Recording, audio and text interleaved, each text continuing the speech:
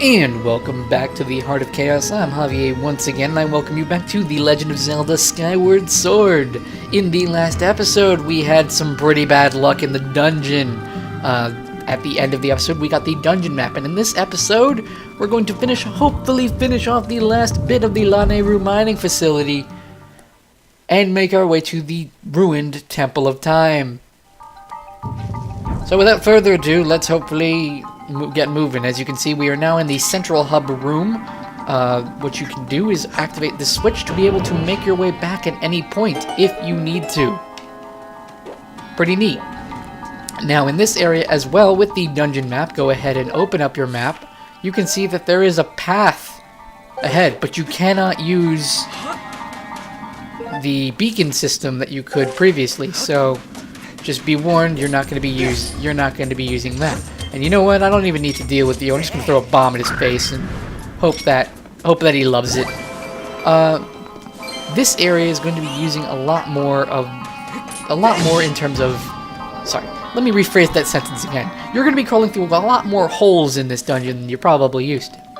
But in this particular hole, you'll see that it does tell you the layout, so you don't have to get lost, as well as that it's not the required way forward. We're still going to go inside because there's treasure, and treasure is always nice. So what you want to do is you want to make your way to the last area at the end of the hole. Oh, hey, I'm out of stamina. But, fun fact, if you run out of stamina inside a hole, don't worry, you're not going to be slowed down as you normally are when you're crawling.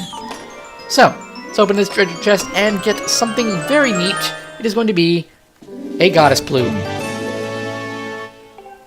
Rare treasures are always worth getting, because you never know how many times you'll want them, and the more you have, the more you can pretty much claim completion. There are a set number of goddess plumes out there, unlike other treasures where there's an unlimited amount.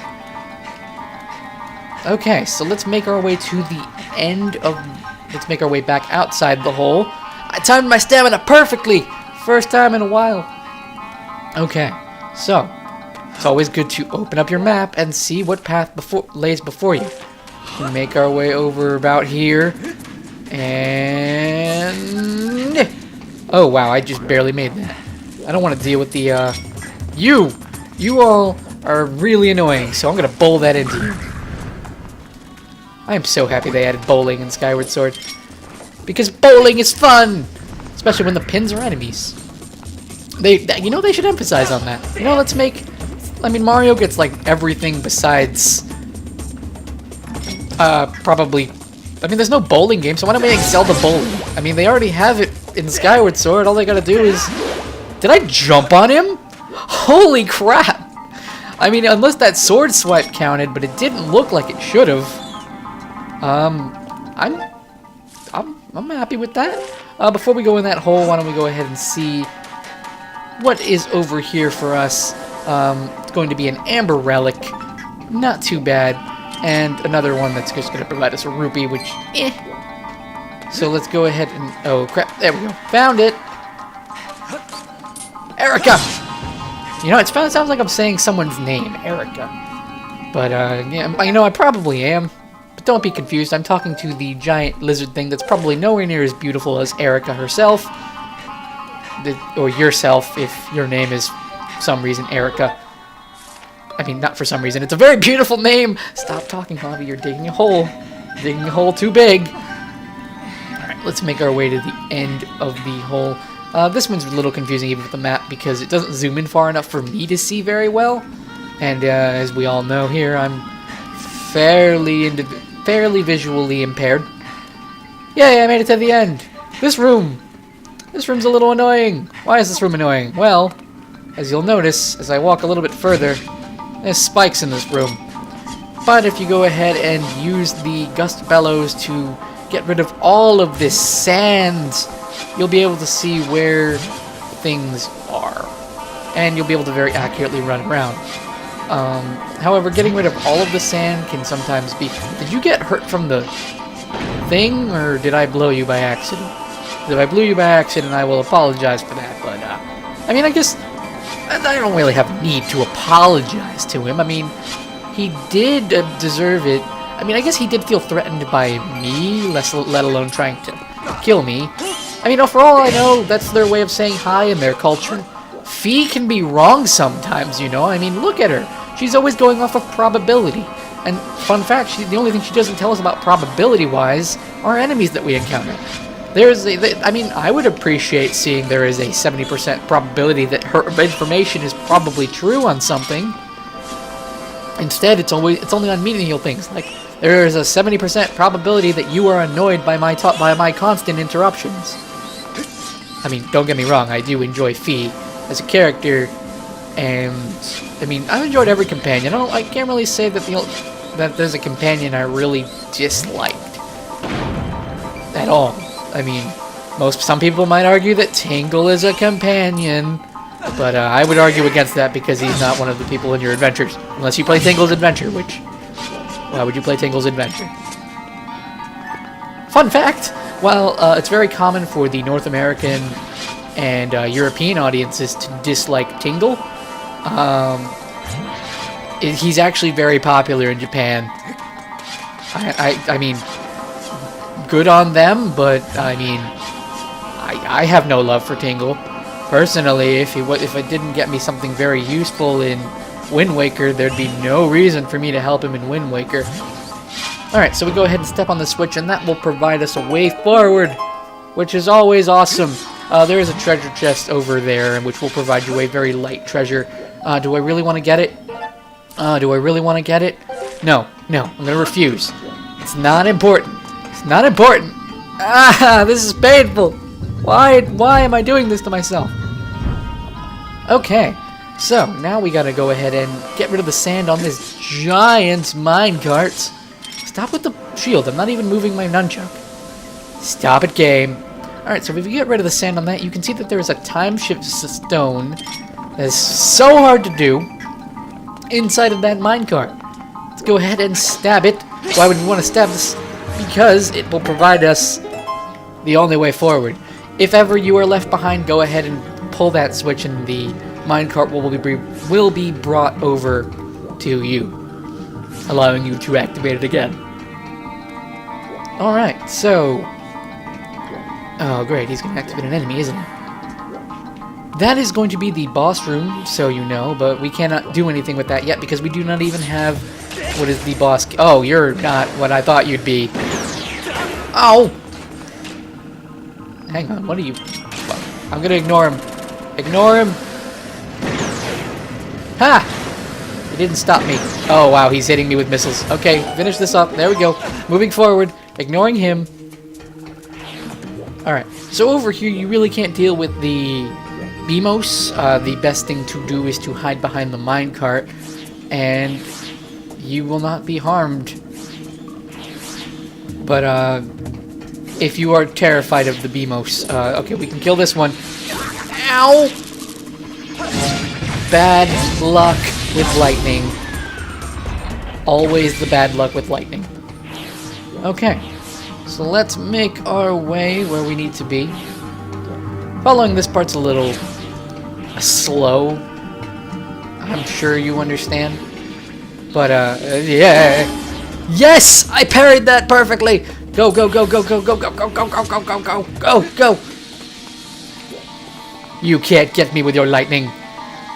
But he's certainly, that doesn't prevent him from trying, which I can appreciate his trying. Let's go ahead and activate this switch so we have the ability to go back anytime we want. Which, we can always appreciate a shortcut if you die for whatever reason. I'm already half hearts, and I wouldn't even consider this place very challenging, so already there's reason enough to fear things. Alright, so let's get rid of all the sand. There is a ladder over here that any adventurer with a sense always wants to explore the top of ladders, but that ladder's not going to do us any favors. As you can see, that there is a way over here, so don't worry too much about it. Action barrels! Hearts? Yay, 2 hearts! I shouldn't need them, but I do anyway. Oh well. This episode looks like it's probably going to be running a little long, depending on what the leftover stuff I still have to do. You know, it's not a terrible thing, but I do want to finish this dungeon in this episode. Okay, come on. Activate him. Activate him! Activate him! Stab. Slice. Stab. Hooray! He's dead. Keep up with the minecart. It's always best to be a little bit ahead of it because, especially with puzzles like this that are time-based, you're definitely going to want to be ahead of the curve. Just going to start blowing on it immediately. There we go. Let's go ahead and activate it, and our way forward will be unveiled before our eyes. Annoying part is we will have to activate this switch, and we're going to want it to go the other way. Annoying thing, in order for it to go the other way, you cannot push it. You literally have to deactivate the stone and then reactivate it. Personally, not one of my favorite mechanics, but there nonetheless. Anyway, I'm going to go ahead and cut ahead to that platform over there because it's just going to be waiting. Okay, so I've made my way over here, risking that long jump. And we have one of the final rooms in this dungeon. This room is different. As you can see, steam bellows over here. You know, they provide you great deals, though. Well, I guess I won't get into that kind of stuff right now. They provide you great deals and lots of games to choose from. Sometimes too many. What you're going to want to do is make use of your stamina. And don't go too fast, don't go too slow. Just go just right. You want to be Goldilocks and get some of the best porridge. Because it's just right. Anyway, we got a monster claw. Skip!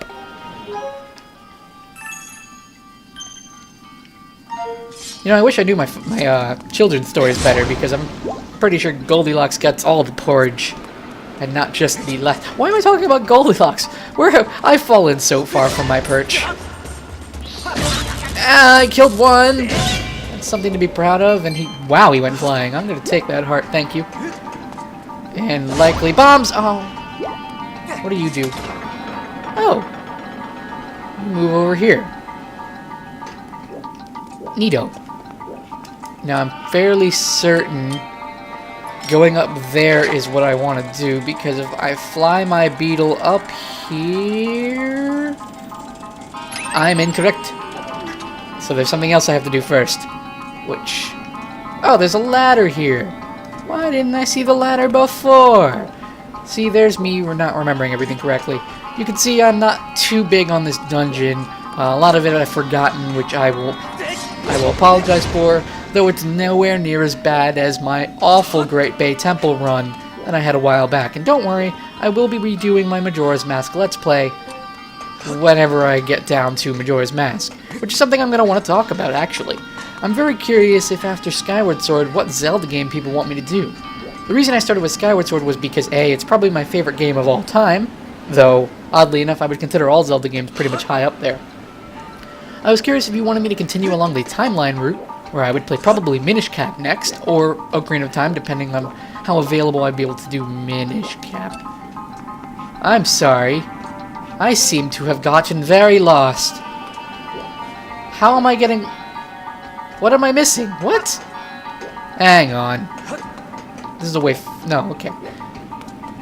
Give me a second.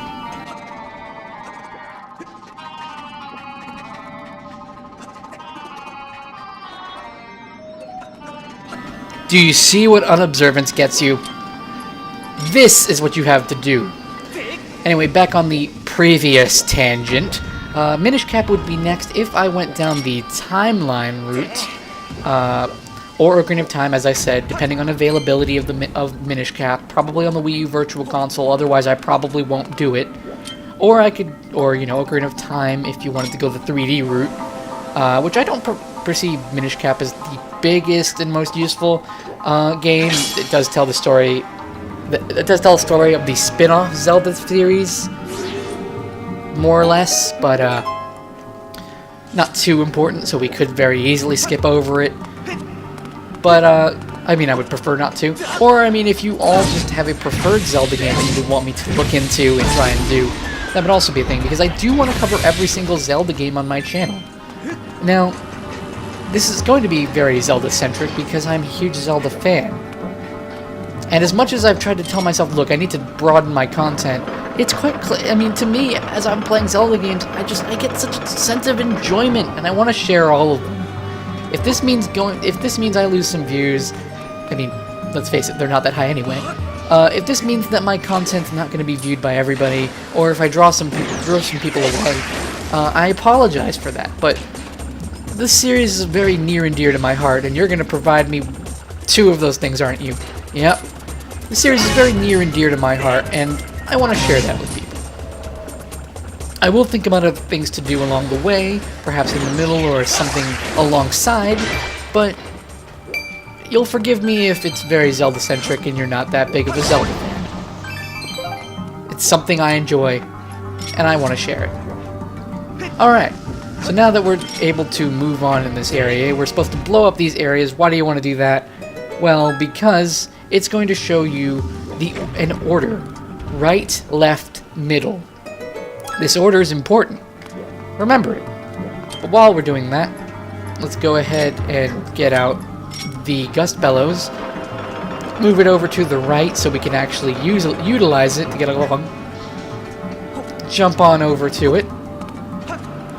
And let's make our way back by shooting the blue one, because blue is forward now. I'm not exactly sure, maybe red is right, blue is left, but then again, it depends on what angle you look at, so I guess it's a situational color scheme. Okay.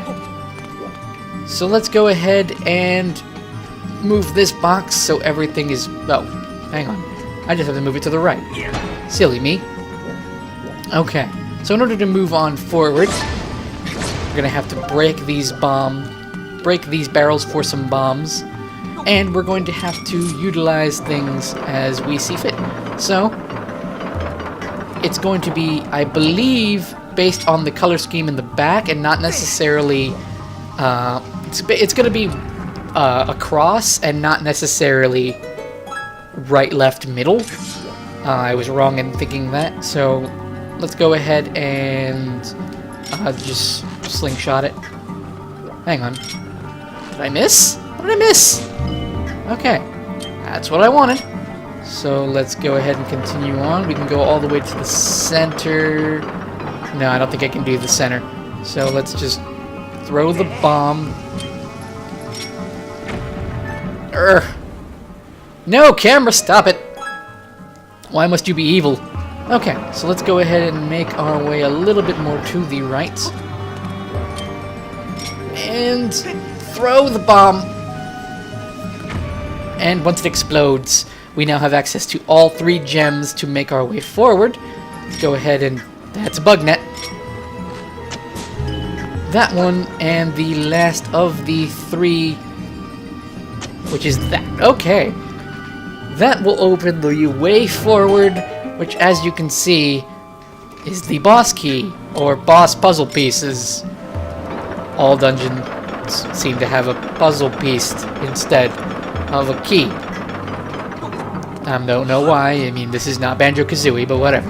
Alright, so we're gonna have to fight 2 Armos. Luckily for me, not at the same time, unless you're really silly. Slice and stab! And it's this buddy over here. Go ahead and swing. I don't think I got him. And I did! Yay! I got lucky. I need the luck.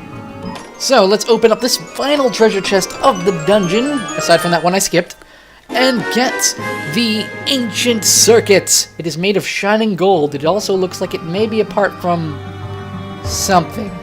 The surface is inlaid with circuitry. Now, conveniently, from us getting this ancient circuitry, the door to the next room is open, and in the next episode of The Legend of Zelda Skyward Sword, we're gonna go face our fears and deal with the unlucky boss of the temple. Dungeon, not a temple. You know you've played Ocarina of Time for most of your childhood when you call every single dungeon a temple. Yeah, I'll see you all next time.